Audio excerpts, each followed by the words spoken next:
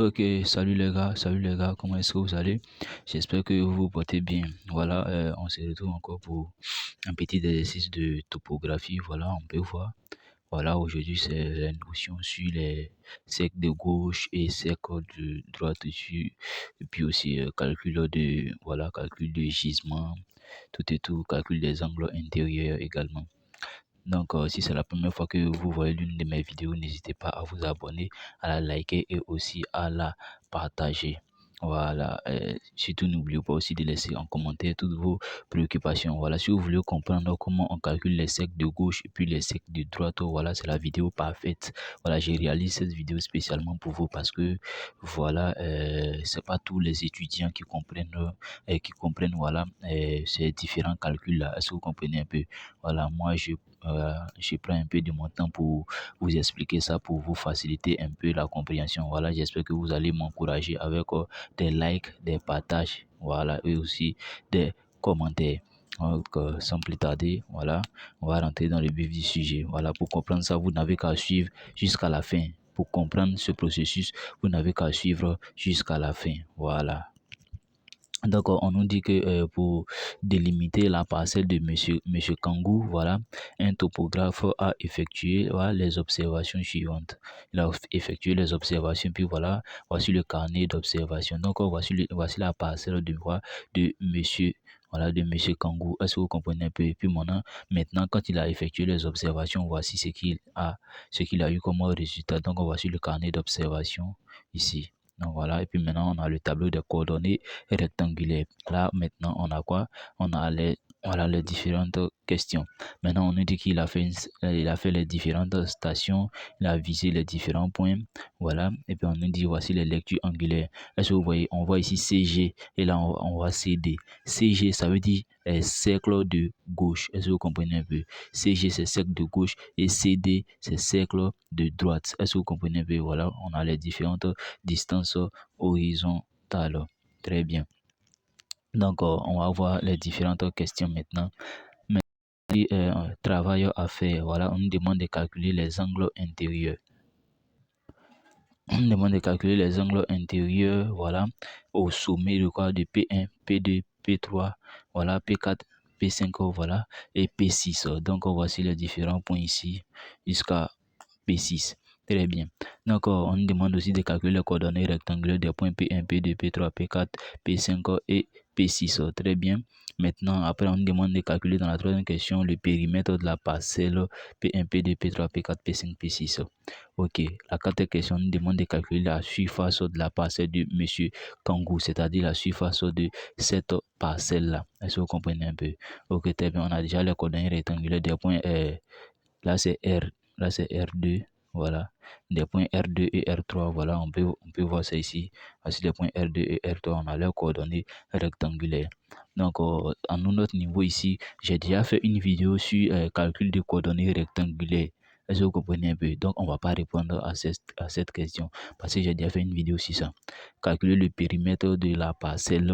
Voilà, on peut calculer, c'est-à-dire tout ce contour-là. Voilà, c'est ce qu'on appelle quoi? Le périmètre. Donc, quand vous aurez calculé quoi les coordonnées rectangulaires, vous n'avez qu'à faire la racine carrée de delta x, voilà, plus delta x au carré plus delta y au carré là pour trouver quoi? Vous trouvez la distance et toute cette distance vous additionnez de là à là, là, là et là. Vous avez trouvé quoi? Le périmètre. Donc, la question 2 est déjà répondue. Maintenant, la troisième question nous demande de... Oui, ça c'est la question 3 qui est déjà répondu, le périmètre. La quatrième question nous demande de calculer la surface de la parcelle de monsieur Kangou. Pour calculer cette surface-là, c'est très bien. On vous a demandé dans la deuxième question de calculer les coordonnées rectangulaires des points, des différents points qui sont là. Quand vous aurez calculé ces coordonnées rectangulaires, la vidéo que j'ai déjà réalisée sur calcul de surface par la méthode de coordonnées rectangulaires, vous allez appliquer ça calculer la surface. Parce que vous aurez déjà quoi les coordonnées rectangulaires. Donc vous allez vous appuyer sur la vidéo ou soit si vous comprenez déjà le processus, voilà, pour prendre les coordonnées rectangulaires pour calculer quoi la surface de cette parcelle là. Voilà, ça on va pas revenir là-dessus parce que on a déjà fait voilà un exemplaire. Très bien. Donc la question qui nous préoccupe ici c'est quoi? C'est la première question. On dit calculer les angles intérieurs des sommets P1, P2, P3, P4, P5 et P6. Quand quand on dit les angles intérieurs, c'est-à-dire ici, l'angle qui est là, l'angle qui est là, l'angle qui est là, l'angle qui est là, l'angle qui est là, et l'angle qui est là. Est-ce que vous comprenez un peu? Voilà, mais c'est une question à deux volets. Est-ce que vous comprenez? C'est une question à deux volets. Parce qu'ici, on nous a donné les cercles de droite et cercles de gauche. On ne nous a pas donné la lecture angulaire seulement. C'est-à-dire, lorsqu'on fait une station en P4 et qu'on vise là, on ne nous a pas donné la lecture angulaire du point, du point P4. Est-ce que vous comprenez un peu? Voilà. Donc, on va répondre à la première question d'abord. OK. Réponse. Voilà. C'est la première. On va faire la première volée, et puis après la deuxième. Donc, réponse. Voilà. Très bien. Réponse. Donc, pour calculer les angles, réponse, on fait quoi? On va calculer les angles intérieurs des sommets. OK. Calculons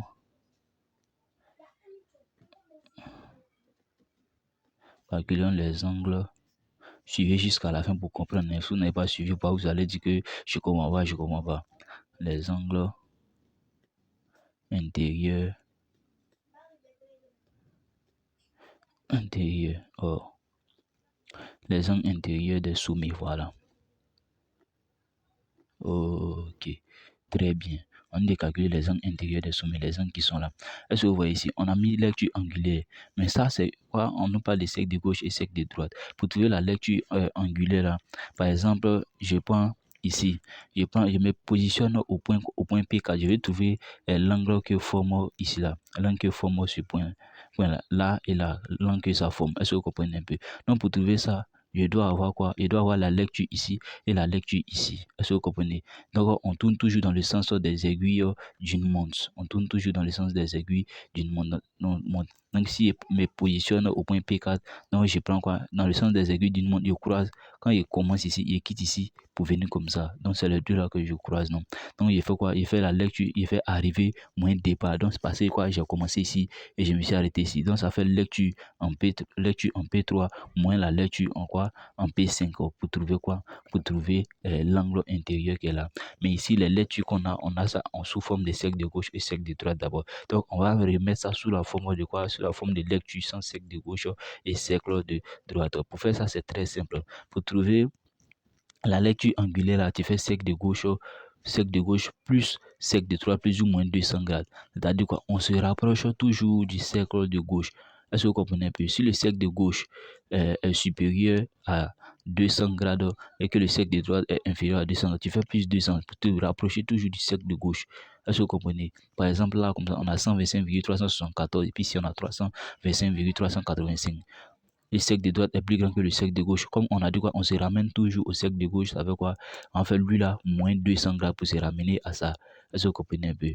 Ok, donc je vais tracer un tableau. Je vais tracer le tableau des lectures angulaires. Voilà. Puis maintenant, nous allons remplir ça. Nous allons remplir ça ensemble. Est-ce que vous comprenez un peu? Donc, je vous reviens dans quelques instants.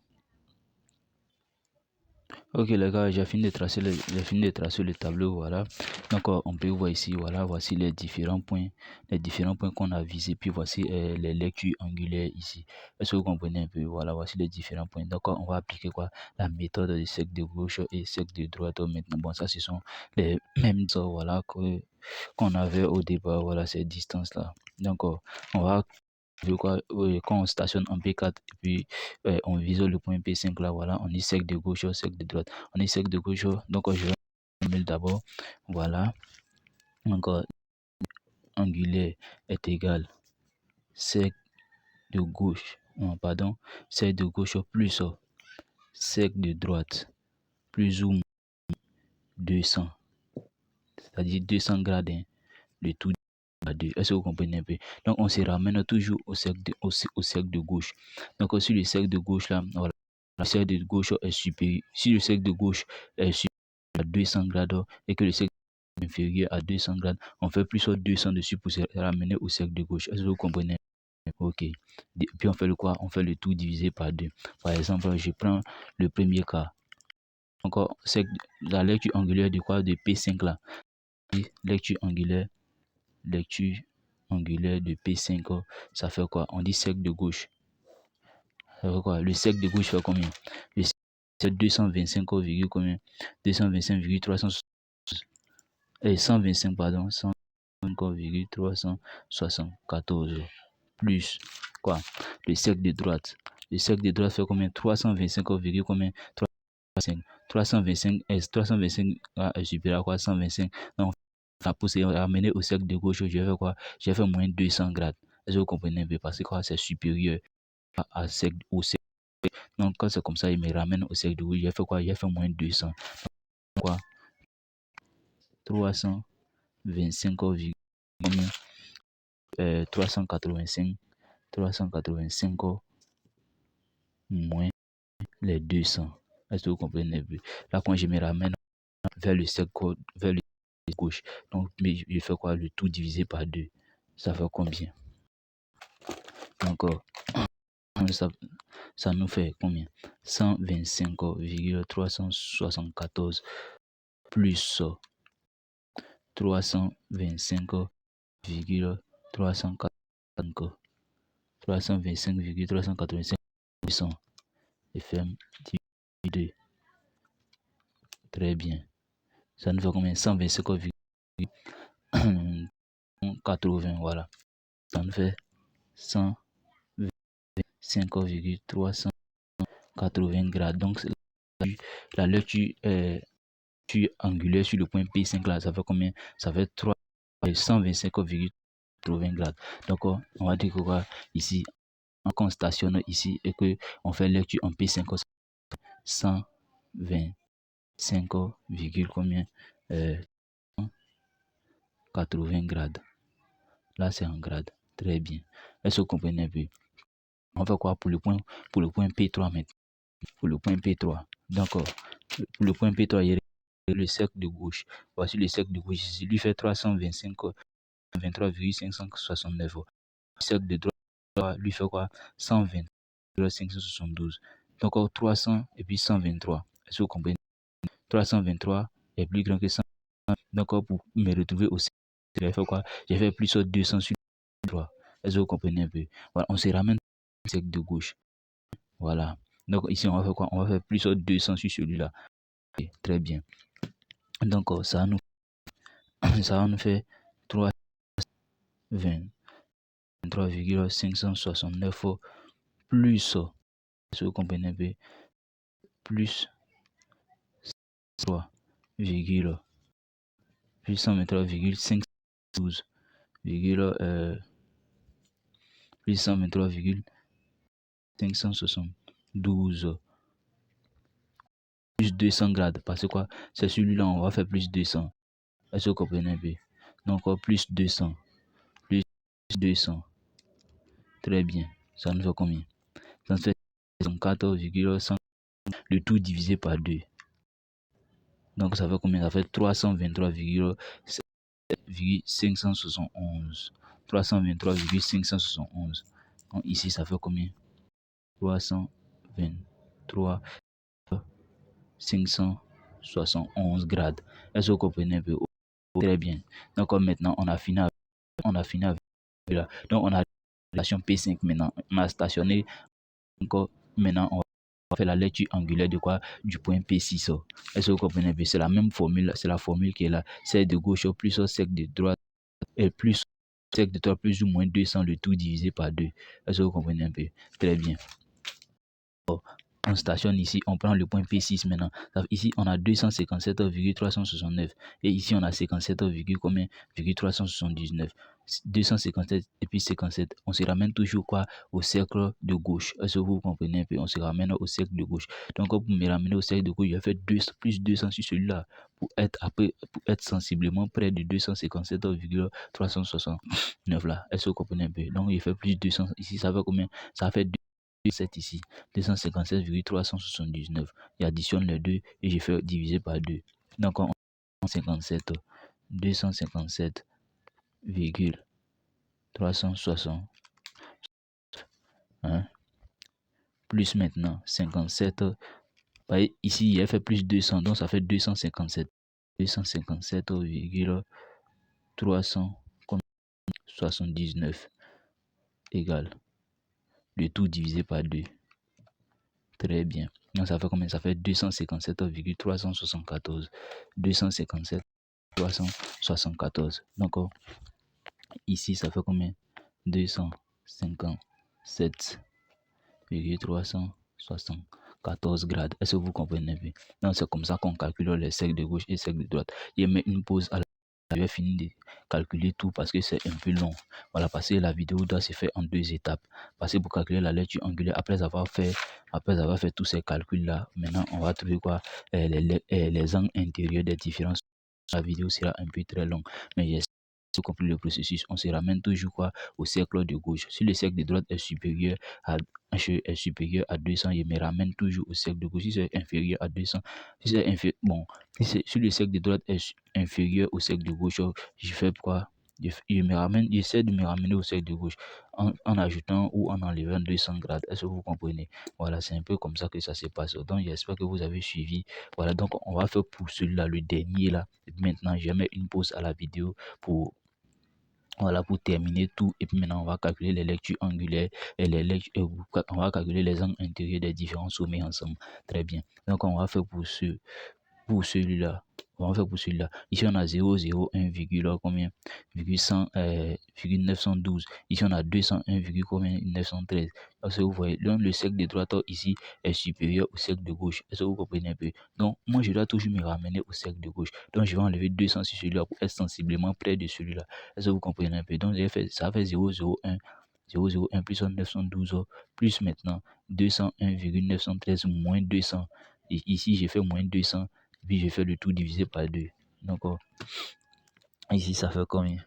Donc, j'ai 0,912 plus. Ici, si j'enlève 200, ici, si j'enlève 200, ça reste combien? Ça reste 0,01,913. Très bien. Donc, plus 0,01,913. Très bien. Ça fait combien? 3, combien? 85 divisé par 2. Donc, la lecture. Non. Vous voyez donc la lecture angulaire, ça fait 1, combien? 913. Donc ça nous fait 1, ici ça nous fait combien? 1,913. Très bien. Donc vous voyez non, les différentes lectures angulaires sont là. Il a fait station P6, P1, P2, P3. Et puis je vous reviens tout à l'heure. Est-ce que vous comprenez un peu? Voilà, sinon la vidéo sera très longue.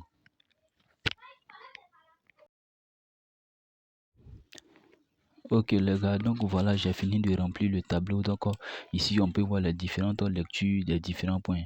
Est-ce que vous comprenez un peu? On a les différentes lectures des différents points ici. Là, on a dit de calculer quoi? Les angles intérieurs. Donc, il nous fallait quoi? Ces lectures angulaires là pour pouvoir calculer maintenant quoi? Les angles intérieurs. Je vous ai dit que quoi?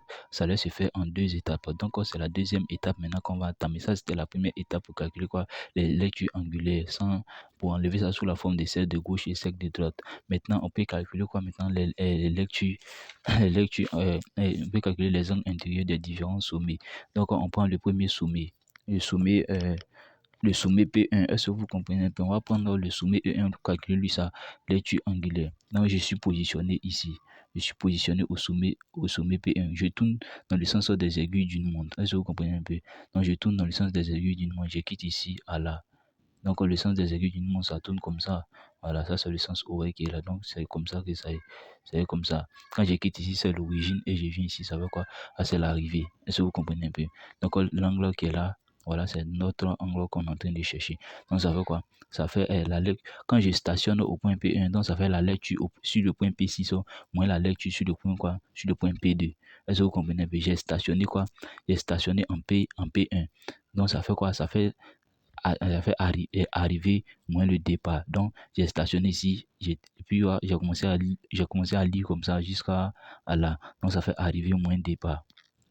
Donc, ça fait la lecture sur le point P6 moins la lecture quoi, sur le point P2. Donc, on va retourner dans notre tableau qu'on vient de faire tout à l'heure pour trouver ça. Est-ce que vous comprenez un peu? Donc, voilà ici, on a stationné ça. On a stationné en P1. Donc, ça fait quoi? Ça fait la lecture sur le point P6 moins la lecture sur le point P1. Très bien. Donc, nous allons faire un tableau pour mettre ça, tout ça là-dedans. Donc, on va faire une petite pause. Voilà, n'hésitez pas à vous abonner surtout. Donc, je fais la pause, je trace le tableau. On va mettre les différentes quoi les différents trucs les angles les différents sommets. Est-ce que vous comprenez un peu? Très bien. Donc un instant. Ok les gars, donc voilà, j'ai fini de tracer le tableau. Voilà, donc voici nos différents points ici. Et voici les angles intérieurs que nous allons calculer ici. Donc on a dit que quand on se stationne au point P1, voilà, on se stationne au point P1 là. Voilà, quand on se stationne ici, donc ça fait arriver moins départ. Donc on a commencé ici, on a fini là, donc ça fait quoi? Arriver c'est le P6 et puis départ c'est le P, c'est quoi? C'est le P2. Donc ça fait quoi? Lecture angulaire en P6 moins lecture angulaire en P2. Donc on peut voir ça ici, station P1. Donc lecture angulaire en P6. Donc voici ça ici. Vous savez, voilà, P6, lecture angulaire en P6 moins quoi? Lecture angulaire en P1. Donc ça nous fait combien? Lecture angulaire en P6, ça fait quoi? Ça fait 125,031. Ça fait 125,031. Moins lecture angulaire en P2, ça fait 25,341. 25,341. Très bien. Ça nous fait combien? Donc, l'angle en P1, ça fait combien? Ça fait 99,690 grades. Très bien. Donc, ça nous fait combien? L'angle intérieur avec 99, combien? 690 grades. Là, c'est en grade. Très bien. Donc maintenant, on stationne en P2. On va stationner en P2 et on va voir ce que ça nous donne. Donc, on va sur notre schéma. On stationne en P2. Donc voilà, ça ici. On tourne toujours dans le sens des aiguilles d'une montre. On tourne dans le sens des aiguilles d'une montre. On ne fait pas l'inverse comme ça, non. C'est dans le sens des aiguilles d'une montre. Donc j'ai stationné en P2. Donc dans le sens des aiguilles d'une montre, c'est comme ça. Donc lecture angulaire. Voici ça ici. Ok, voici départ, voici arrivée. On dit ça fait quoi? Ça fait départ et ça fait arriver moins départ. Est-ce que vous comprenez un peu? Ça fait arriver moins départ. Or, arriver c'est quoi? Arriver c'est P1 et départ là c'est quoi? C'est P3. Donc ça fait quoi? Ça fait P1 moins P3. Donc ça fait lecture angulaire en P1 moins lecture angulaire en P3. Allons-y, on a fait station en quoi? On a fait station en 2 et on fait quoi? On fait lecture angulaire en P1 moins lecture angulaire en P3. Donc ça fait 275.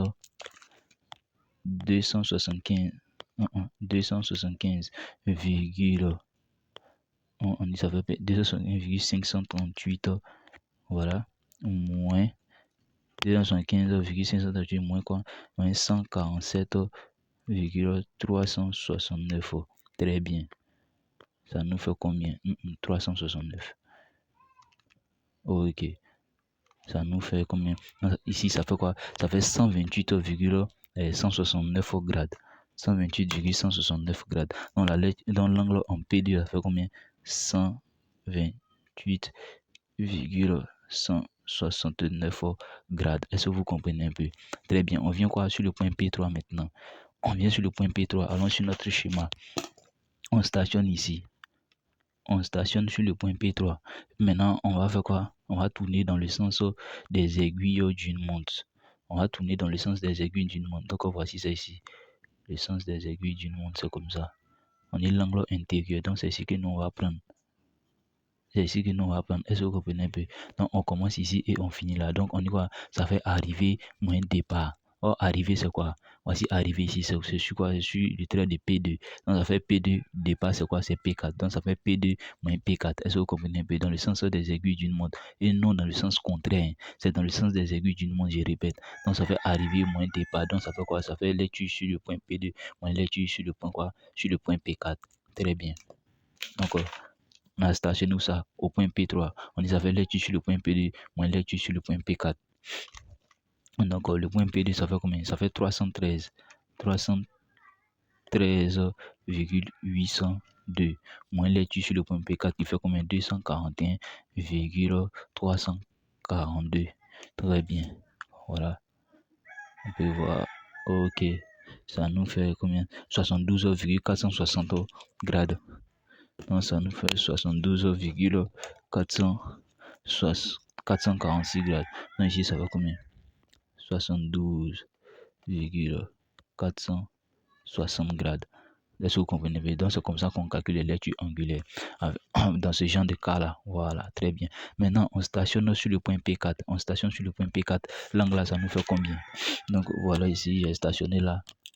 J'ai stationné là. Je stationne là. Maintenant, je tourne dans le sens des aiguilles d'une montre. Donc, ça va commencer comme ça et finir ici. Est-ce que vous comprenez un peu? Donc, on dit quoi? Ça fait arrivée moins départ. Arrivée, c'est quoi? Arrivée, c'est P3. Départ, c'est quoi? Départ, c'est P5.